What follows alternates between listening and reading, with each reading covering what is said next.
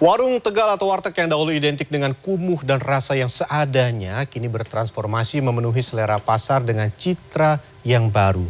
Bisnis waralaba ditempuh guna mencapai standar yang baik tapi tetap merakyat dengan harga ramah di kantong. Warteg tentu tidak bisa dilepaskan sebagai sisi kota metropolitan bernama Jakarta.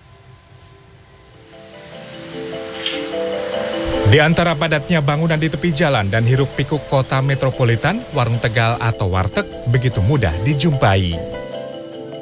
Citra warteg begitu lekat dengan menu makanan rumahan dengan harga terjangkau.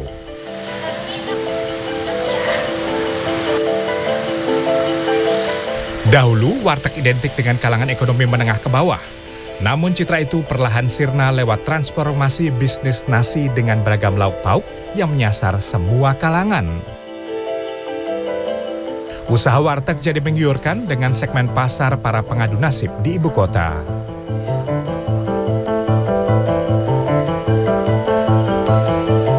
Nah, tipe yang pertama itu karisma. Biasanya karisma itu buat mereka yang anak-anak kantoran.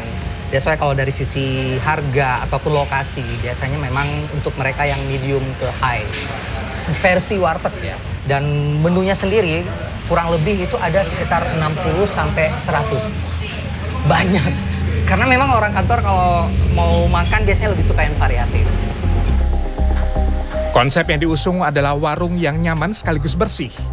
Kesan warteg yang sempit dan kotor tidak lagi terlihat.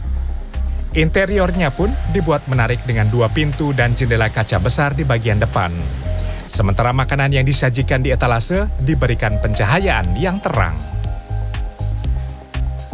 Kalau sekarang rata-rata hampir 150 sampai 200. Kalau dulu 50 bisa, 60 bisa, bahkan 70 udah bisa. Tor lokasi tempatnya kira-kira kayak gitu juga. Jadi lokasi dan tempatnya juga kira-kira lebar apa enggak, luas maksudnya gitu. Terus tempatnya rame apa enggak kayak gitu. Jajan apa ayam apa? Ahmadi mengaku waralaba warteg di Jabodetabek sudah lebih dari 1000 warung. Pengelola waralaba mengatur pemasaran, pemilihan lokasi, hingga standar kebersihan. Semua bergantung pada besaran biaya awal yang dipilih oleh pembeli waralaba. Sementara ragam menu diserahkan pada pengusaha warteg menyesuaikan selera pembeli. Sebenarnya kalau buat saya yang suka makan di warteg ya, kebersihan itu lumayan cukup penting ya. Karena kalau kita lihat wartegnya bersih, makan jadi nyaman. Apalagi kalau sekarang itu varian makanannya juga cukup banyak. Ragam menu melimpah membuat saya dengan mudah memilih lauk yang ingin saya makan. Dengan menyasar pegawai kantoran, kisaran harga Rp20 hingga Rp25.000 dirasa masih relevan untuk sekali makan. Bahkan pembayaran pun bisa dilakukan dengan cara non-tunai.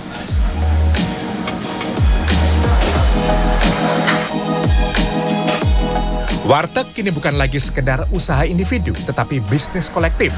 Secara kolektif pula, para pelaku waralaba berkompetisi dengan cara berbeda.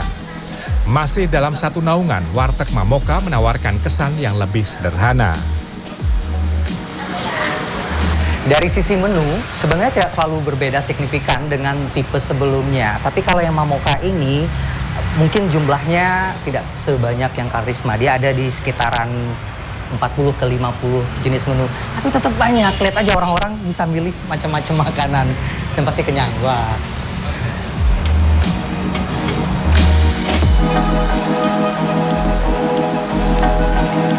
Pilihan lokasi Mamoka berbeda dengan lokasi warteg karisma yang biasanya lebih strategis. Uniknya, warteg Mamoka kerap memberikan potongan harga bagi pengunjung, termasuk pada pengemudi ojek online. Peralatan terus sama makanan ada yang dipromosikan sama franchise. Seperti Jumat, berkah, es teh manis. Kadang-kadang ada yang di sama franchise-nya. Warteg Mamoka memang menyasar segmen pembeli di bawah segmen warteg karisma. Hal ini tercermin dari harga jual di kisaran Rp15 hingga Rp20.000 sekali makan. Meski demikian, urusan kebersihan tetap punya standar yang sama.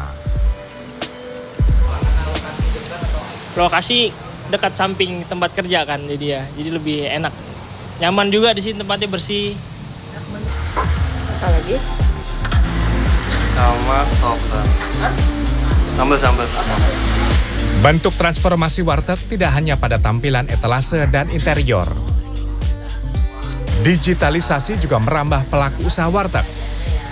Lewat aplikasi Wayo yang diusung Peter Scherer, pelaku usaha warteg bisa memesan pasokan bahan baku. Zamannya udah maju, semua serba digital, ya ikut pasarnya ke situ kalau menurut aku, ya kan. Warteg pun kalau bisa kan didaftarin online juga bisa, ya kan. Sekarang ya iya, jadi orang datang tinggal ngeklik kirim, kayak gitu aja sekarang. Yesi mengaku ia diuntungkan dari sisi waktu.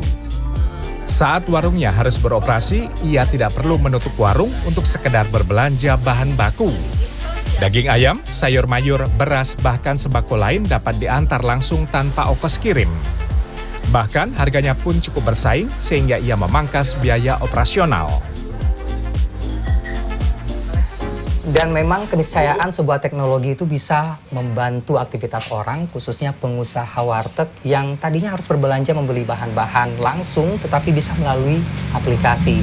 Dan ini bentuk transformasi lain dari warteg yang dulunya mungkin belum terpikirkan, tetapi bisa memberikan manfaat. Zaman menuntut pelaku usaha warteg untuk terus berinovasi. Warteg terus berkembang sekaligus menawarkan ragam pilihan bagi warga di setiap sisi kota. Roni Satria, Kurnia Yuniarwan, Jakarta.